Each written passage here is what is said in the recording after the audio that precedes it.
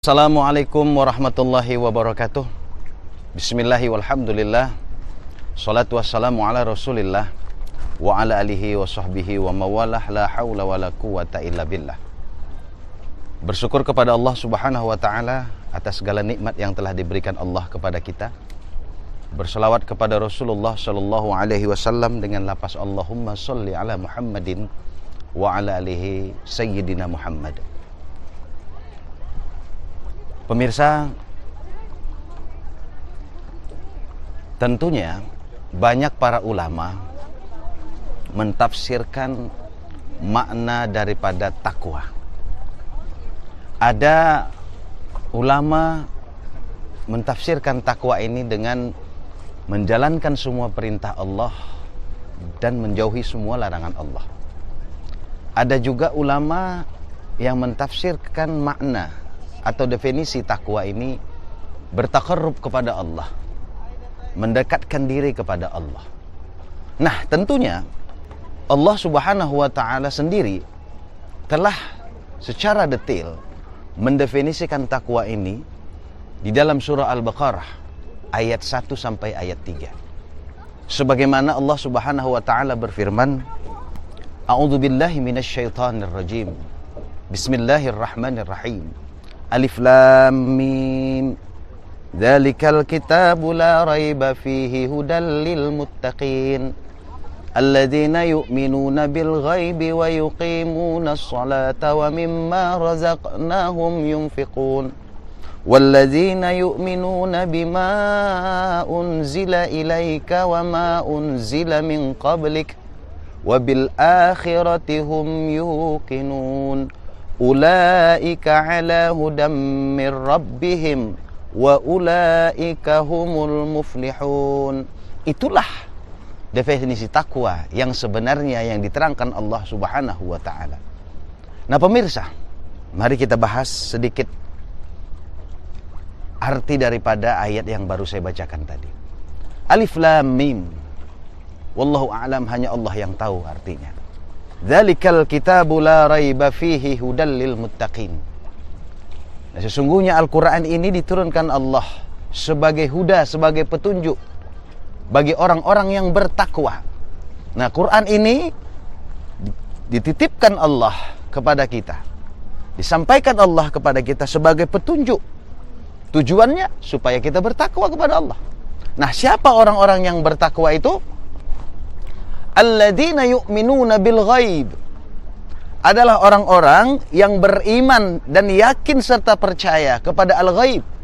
Kita tahu yang al-ghaib itu adalah yang kasat mata, yang tidak tampak oleh mata. Allah, malaikat, neraka, surga, kemudian azab kubur dan lain sebagainya. Itu adalah al-ghaib dan wajib kita yakini bahwa itu adalah makhluk-makhluk Allah. Yang wajib kita imani adalah al-ghaib. Alladzina yu'minuna bil ghaib wa yuqimuna as-shalah, dan orang-orang yang senantiasa menjalankan salat, mendirikan salat. Di dalam di situ adalah fi'il mudhari yang maknanya kita harus senantiasa melakukan salat. Jangan katakan kita bertakwa kepada Allah kalau kita tidak melaksanakan salat.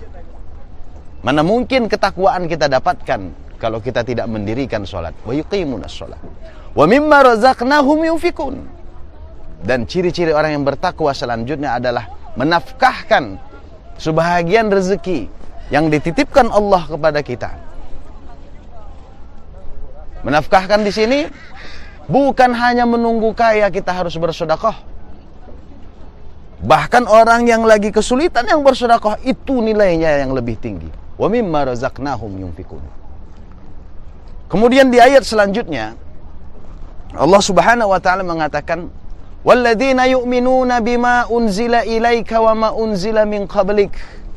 Dan orang yang percaya dan meyakini Al-Quran yang diturunkan Allah kepada Muhammad sallallahu alaihi wasallam, dan meyakini juga kepada kitab-kitab yang lain diturunkan Allah seperti kitab Jabur, Taurat dan Injil.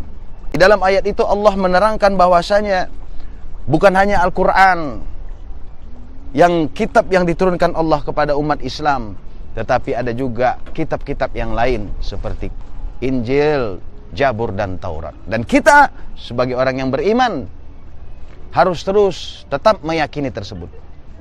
Walladzina yu'minuna bima unzila ilaika wa ma unzila min qablik, dan ditutup dengan wabil akhirati hum yuqinun. Dan kita mengimani, meyakini akan hari akhirat. Meyakini itu bahwasanya nanti setelah kematian ada azab kubur, setelah kita dibangkitkan Allah nanti di akhirat, dan Allah akan hitung kita diazab bagi orang yang berdosa, dihitung dan dimasukkan ke surga bagi orang yang beramal soleh, yang bertakwa tadi. Ulaika ala hudam mir rabbihim, dan itulah orang-orang yang diberi Allah petunjuk dari Rabbihim, dari Tuhan-Tuhan kita, Tuhan-Tuhan mereka. Allah kasih petunjuk kita. Untuk apa? Tujuannya kita supaya bertakwa kepada Allah Subhanahu wa ta'ala. Nah pemirsa, tentunya kembali berbicara kepada takwa. Untuk mendapatkan ketakwaan kepada Allah Subhanahu wa ta'ala ini, yang pertama tadi adalah beriman kepada al-ghaib. Yang kedua, mengerjakan sholat. Yang ketiga, menafkahkan sebahagian rezeki kita, yunfikun tadi. Yang keempat adalah meyakini kepada kitab yang diturunkan Allah, baik Al-Quran, Taurat, Zabur, dan Injil. Yang kelima adalah meyakini akan adanya hari akhirat. Nah oleh karena itu, mudah-mudahan dari yang 5 ini kita yakini, bukan hanya meyakini, tapi dengan sungguh-sungguh melaksanakan. Wabil khusus tadi dalam syariatnya seperti sholat dan infak tadi. Kalau kita menjalankan ini, mudah-mudahan kita menjadi orang-orang yang dijuluki Allah, menjadi orang-orang yang bertakwa. Para pemirsa, tentunya sebagai penutup, mari kita berdoa kepada Allah Subhanahu wa ta'ala. Semoga Allah memberikan hudanya, memberikan petunjuknya kepada kita untuk dapat menjalankan semua perintah Allah, dapat menjauhi semua larangan Allah. La haula wala quwata illa billah. Tiada daya dan kekuatan kita kalau kita ingin dan berkehendak. Jika tidak ada pertolongan dari Allah, kita tidak akan mampu berbuat apa-apa. Semoga Allah memberikan petunjuk dan hidayahnya kepada kita, agar kita dapat melaksanakan syariat-syariat Allah. Dan tentunya semoga Allah menunjuk kita sebagai menjadi orang-orang yang bertakwa di sisi Allah Subhanahu wa ta'ala. Demikian, mudah-mudahan dapat bermanfaat. Usikum wa nafsi bittaqwallah. Wassalamualaikum warahmatullahi wabarakatuh.